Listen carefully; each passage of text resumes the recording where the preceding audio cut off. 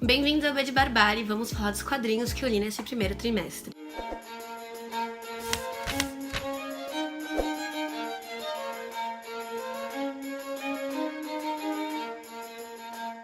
Bom, a minha ideia era ler um quadrinho por mês, pelo menos, mas eu acabei lendo 2 quadrinhos e uma saga nesse primeiro trimestre, então eu tô indo muito bem nessas metas, né? Quero explorar melhor esse mundo dos quadrinhos que eu conheço bem pouco. Em janeiro eu comprei totalmente aleatório e por indicação do Yuri do Livrada, este livro aqui, que é o livro dos Coelhos Suicidas. Pequenas criaturas adoráveis que apenas não querem mais viver. Esse livro aqui, ele é bem simplesinho, ele é aquela coisa de ler, sentar pra ler assim, em um minutinho. E ele é um compilado de quadrinhos de humor negro sobre coelhinhos se suicidando. Então eu vou dar alguns exemplos. Por exemplo, esse aqui, ó, tá vendo? Ele se amarra no relógio pra quando o ponteiro subir, ele ser enforcado, né? Esse aqui é um dos que eu mais gostei. Eu vou mostrar pra vocês então aqui, ó.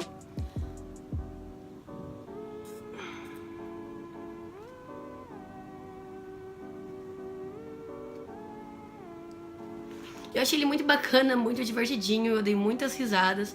Ele é publicado pela Todavia aqui, então, né? Tá fazendo um ótimo trabalho editorial, pelo que eu tenho visto aí. E pretendo ler outros quadrinhos da Todavia também, como o Sem Dó da Lulipena, assim que eu achar ele em promoção em algum lugar, porque ele é bem grande, bem caro. Depois disso, então, eu li a saga da Miss Marvel.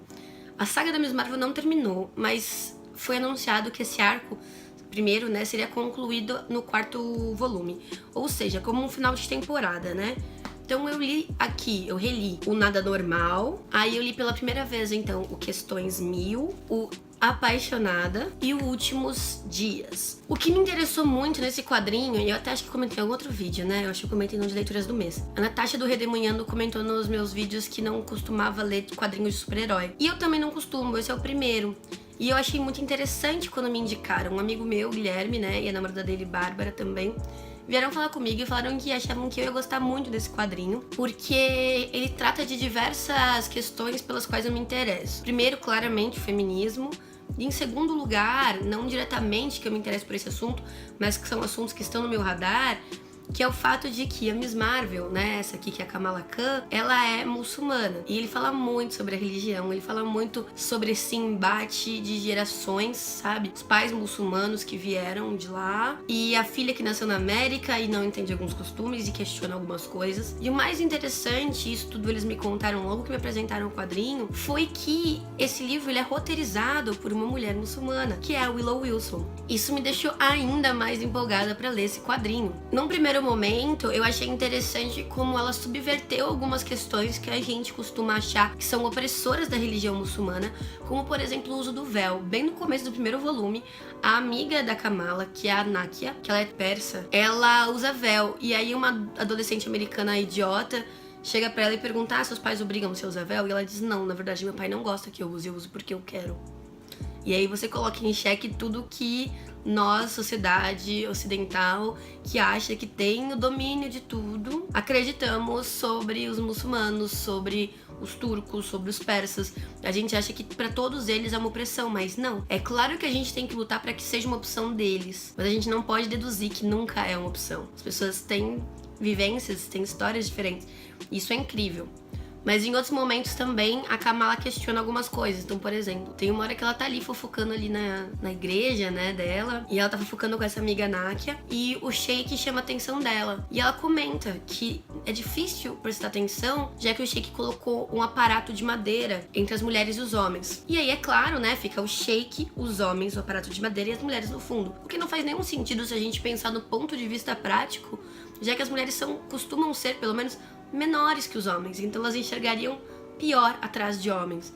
E isso é uma crítica também, porque o Sheik diz que isso é pra preservar elas, né? Então a autora, ela consegue fazer esse balanço muito bem da crítica que ela tem à religião e da crítica à nossa visão da religião. Isso é muito bacana. Isso pra mim foi muito mais importante do que todas as questões de super-herói mesmo no livro, nessa história, sabe? No livro, né? A gente tá acostumado. Eu fiquei muito mais encantada em conhecer essa cultura, os pronomes que são usados pra mãe, pai, filha, os costumes, os nomes que eles dão às coisas, como eles realizam certas festas, sabe?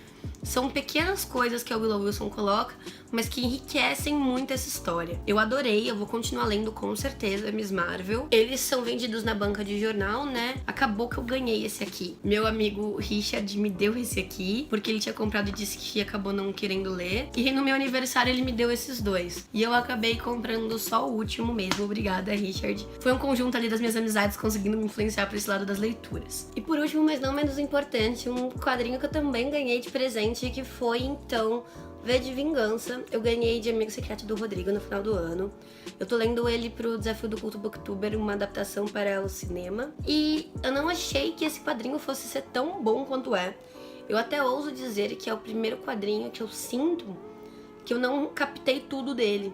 Sabe quando você termina e diz, eu preciso reler um dia porque eu não peguei tudo que o autor, tudo que o ilustrador se propôs aqui dentro? Eu acho que esse é um deles. Logo que eu ganhei, um outro amigo meu disse que o final era diferente. Eu esperava que ele fosse um pouco mais diferente pelo modo como ele me disse, mas eu entendo o porquê da empolgação dele nessa diferença, né? Uma coisa que realmente, cinematograficamente, não é nem que impraticável, mas seria ir muito contra o jeito como Hollywood faz seus filmes. Fato é que esse livro, primeiro que ele coloca muito mais à nossa vista a questão da ideologia do V, né? Pra quem não sabe, então, V, ele é um homem mascarado, né? Um homem ou uma mulher, não se sabe, que decide ir contra um governo totalitarista na Inglaterra, num governo distópico. E é muito mais vista que a ideologia dele do que é mostrada no próprio filme. Eu achei muito interessante entender melhor a ideologia e o background, que eu fiquei até me perguntando, eu não lembro direito, preciso rever o filme.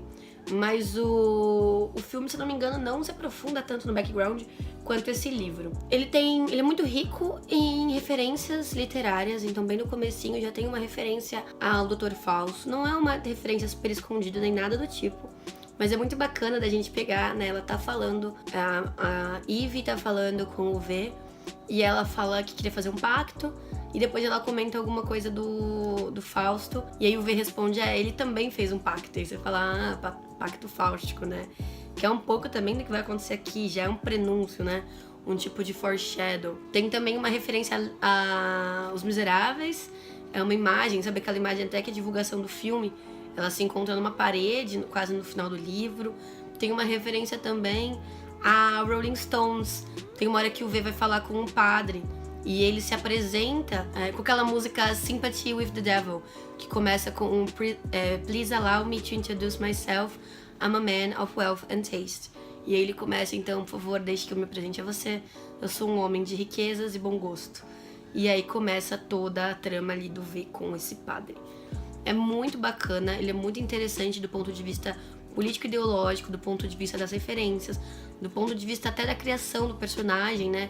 Essa edição aqui que eu tenho, eu não sei se existe outra no Brasil, tem extras com um texto do Alan Moore, antes da publicação até do final, né, dos últimos capítulos.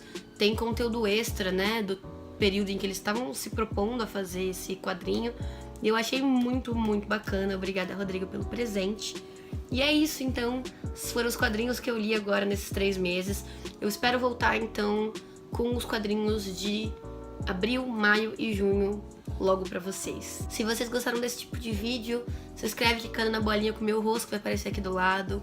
Dá o seu like e dislike aqui embaixo pra eu ter um feedback do conteúdo aqui do canal. Um beijo e até a próxima.